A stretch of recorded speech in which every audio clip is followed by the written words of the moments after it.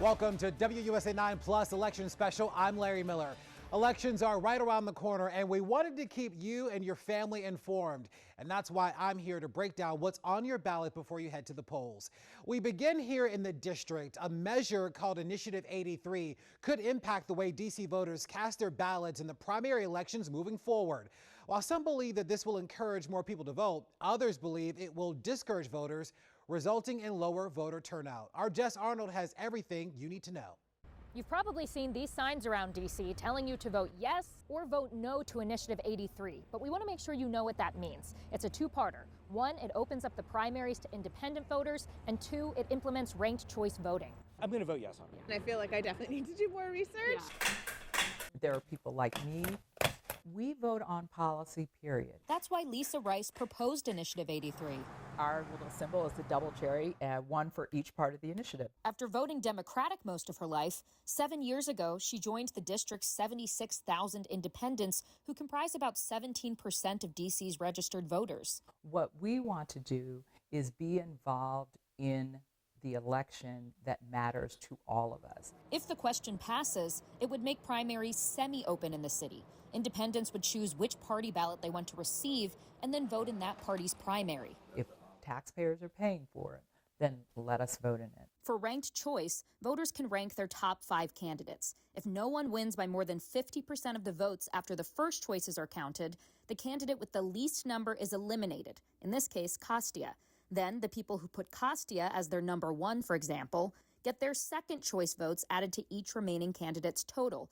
And the percentages are calculated again, and so on. Wouldn't it be great for them to go into that office with over 50% support?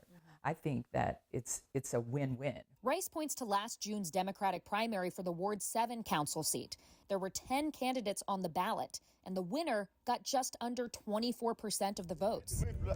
There is staunch opposition on both parts of the ballot measure. They both see this one. Stuart Anderson represents the Ward 8 Democrats. I'm personally categorically against it because it prolongs the voting process. He thinks ranked choice voting could confuse voters. Less than 50% of the voting population is voting. Yeah. We should be spending money on trying to figure out how do we get these people to the polls as opposed to trying to create systems that make it more cumbersome for those who are already coming to the polls. What do you say to those 76,000 independent voters who do want to have a say in their council member, et cetera? The primary is designed for the leadership come together and decide, do we want to support this person? It's for the party to say, not for independents or other individuals. Voters will have their say on November 5th. I don't think it's the best solution on either side, but I do think it's some manner of change, and I think the city could use some manner of change. Before you put your ballot into a drop box, make sure you open it up and turn it to the back. That's where you're going to find the question on Initiative 83. For WUSA 9, I'm Jess Arnold. While ranked choice voting would be a new way for voters to make their voices heard here in the district, it is not an uncommon method of voting. Cities like New York have been using it for the past few elections. Now, experts say they still need a few more election cycles to prove that ranked choice voting is in fact the way to go. Let's shoot down the Beltway to Maryland right now, where voters have some important questions to answer. Starting in Montgomery County, the topic of term limits is one of the questions listed on the ballot, specifically for one elected office. Marcella Robertson went to Montgomery County to get more information. When you head to the polls in Montgomery County, you'll see question A on the bottom of your ballot. It asks if you are for or against reducing the county executive term limit from 3 consecutive terms to 2. Some say the current limit, or 12 years, is just too long. You really need new, fresh ideas into government sooner than 12 years. The Committee for Better Government is behind this push. The group secured the 10,000 signatures needed to get this question on the ballot. The president has 2 terms, the governor has 2 terms, and the idea is that the executive branch typically is 2 terms. Reardon Sullivan is the chairman of the group. The Republican lost against current county executive and Democrat Mark Elrich 2 years ago, but he insists this is not personal. Democratic leaders in the county disagree. We have term limits. What's the reasoning behind taking it from 3 to 2? This is not about voters' rights. This is about something else. They are urging voters to say no to the referendum, calling it a political stunt from Republicans. You know, the next county executive that they're going to have, if they're unhappy with him, are they going or her, and are they going to term limit them to one term? And the question becomes is where's the cycle going to end? This initiative would impact the current county executive. Elrich is 2 years into his second term. If the question passes, he won't be able to run for re-election in 2026. This had nothing to do with the wisdom of term limits. This was a play by the Republican Party, which knows it couldn't beat me in a free and fair election. So the next best thing to do is to figure out how to make it so I can't run again. That was Marcella Robertson reporting with that story. Montgomery County has 14 polling locations open now through October 31st for early voting. To find your local polling location for early voting and on November 5th, head over to our website. That's WSA9.com for more information. Well, another question for Maryland voters will see when they head to the polls is one related to the Maryland Constitution. Reproductive freedom is an amendment question listed on the ballot statewide. Our Simone D'Alba talked to some experts to break down what this means for women in Maryland.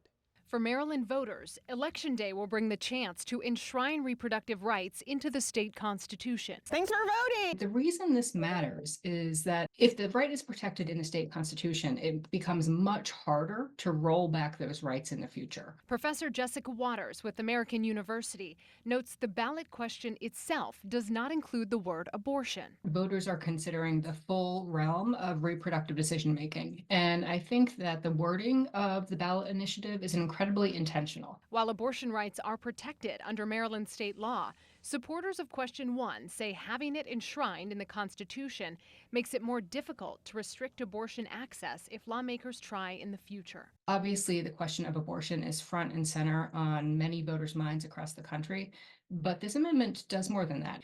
And voters should know this could include things like contraception. It could include things like wanting to start a family using something like IVF.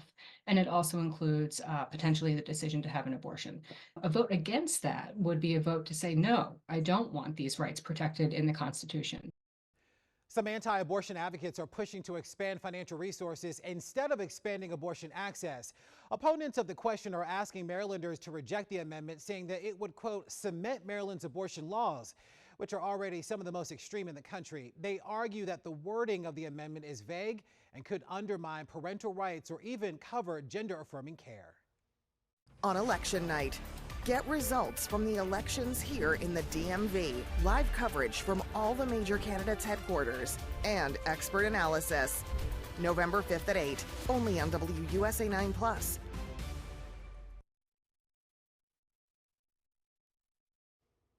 Welcome back. In Virginia, some high school students want to make it easier for young people to vote. Jess Arnold spoke with some seniors at Fairfax County who put together a bill that you'll see listed on your ballot.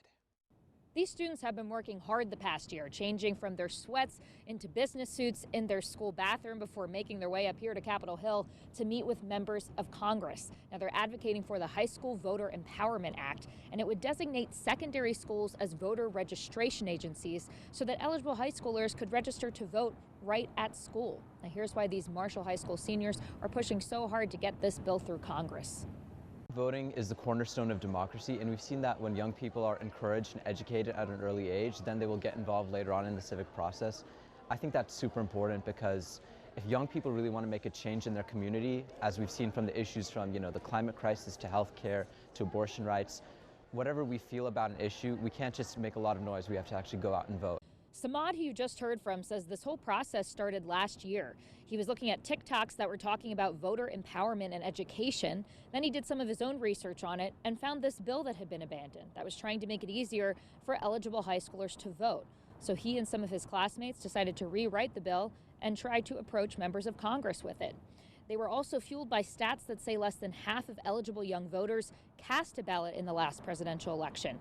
These students have also now created an official organization called the Center for Voters Initiative and Action, and together they have met with more than 250 congressional offices about this legislation. I think one thing that really surprised me is how both Democrats and Republicans in Congress were able to work with us, because I think as a young person nowadays on social media, we see how the political environment is so extremely fragmented and polarized, when in real life, they're just normal people, you know, and they're willing to listen to us, they're willing to work together. I think that it's really special that our bill is bipartisan, that we're able to work with people from both sides. These students have helped to introduce this bipartisan legislation, and now they're just waiting for it to get through committee. So they say they plan to reintroduce it next year. From Capitol Hill, Jess Arnold, WUSA 9. A question voters can expect to see across the Commonwealth is a constitutional amendment change. The question appears on the ballot as surviving spouses tax exemption. Now, this proposal has been made to include spouses of soldiers killed in the line of duty in a statewide tax exemption. Now, currently, the law allows spouses of soldiers killed in action to receive the exemption. However, some deaths suffered by active duty military members may not be classified as killed in action in some cases. Now, in addition to presidential, Senate, and district races, voters in Maryland and Virginia will see bond questions on their ballots. What is a bond question? Well, it typically is a referenda that asks residents to approve or deny budgetary spending for projects within their county. In Arlington, residents will be asked to vote on 5 bond questions totaling $273 million. These projects range from schools to infrastructure and parks. Residents in Fairfax County, Fairfax City, Loudoun County, and Prince George's County can expect to see bond questions on their ballots. Still to come, we spoke with some of the candidates listed on your ballot to help you make an informed decision before heading to the polls. We touched on the topics that many of you at home are talking about. Stay tuned.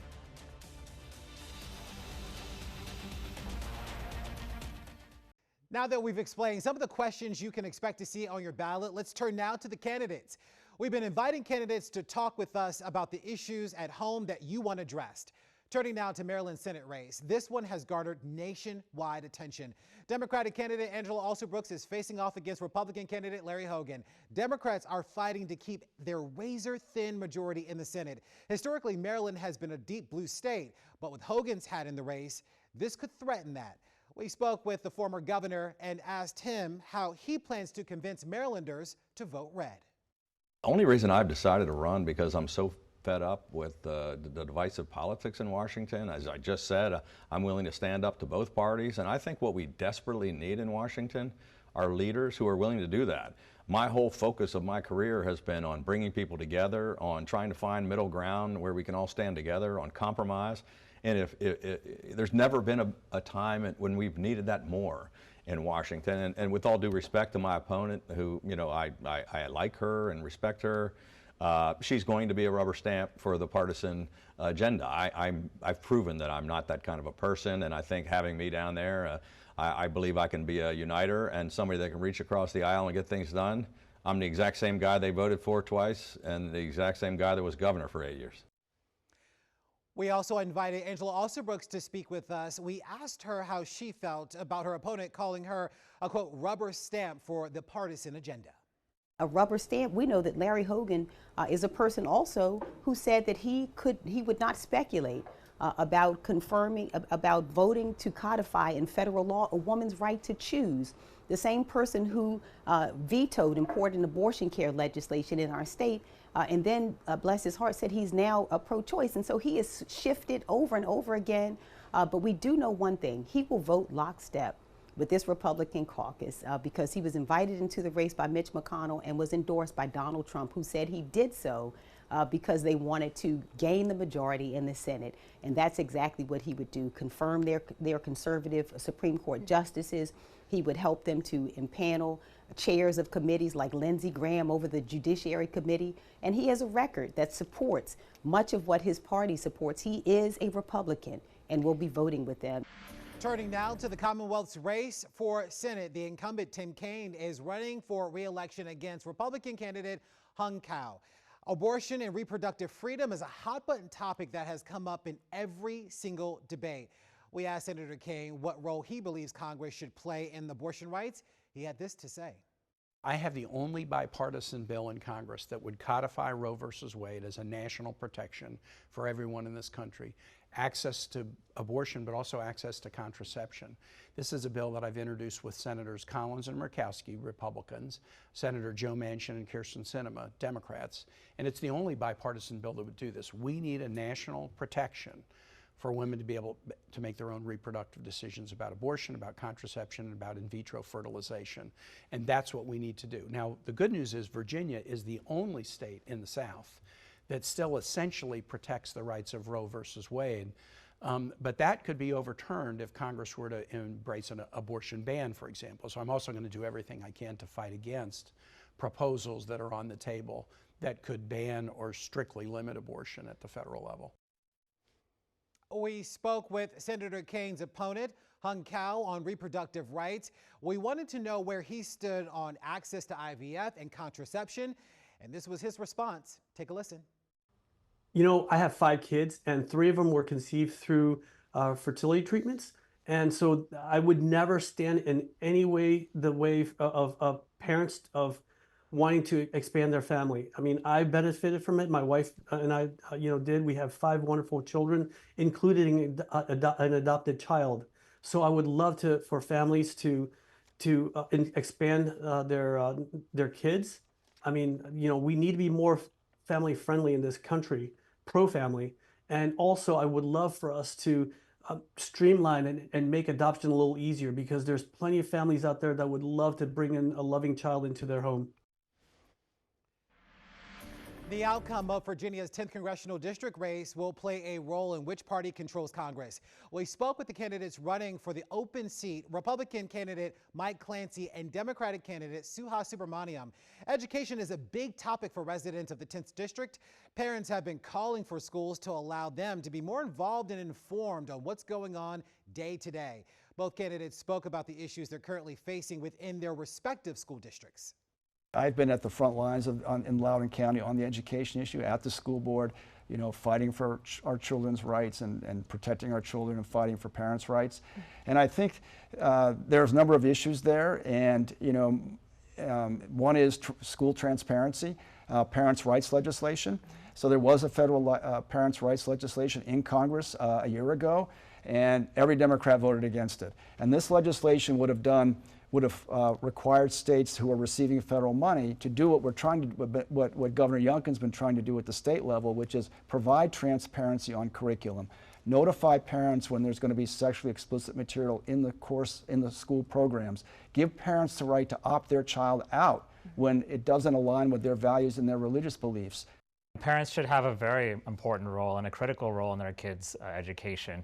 I've always supported, for instance, when we had an issue with bullying in schools, I supported a legislation and co-patron legislation to make sure parents knew as soon as their student was being bullied, that parents knew. And when there were overdoses in the schools and parents weren't notified, I supported legislation to make sure parents were notified when those overdoses were happening. And so, there's several measures we can do to make sure parents are involved throughout the process. And I want to make sure that's the key to student success is 1, the schools are great, and 2, that the parents have as much involvement as they want.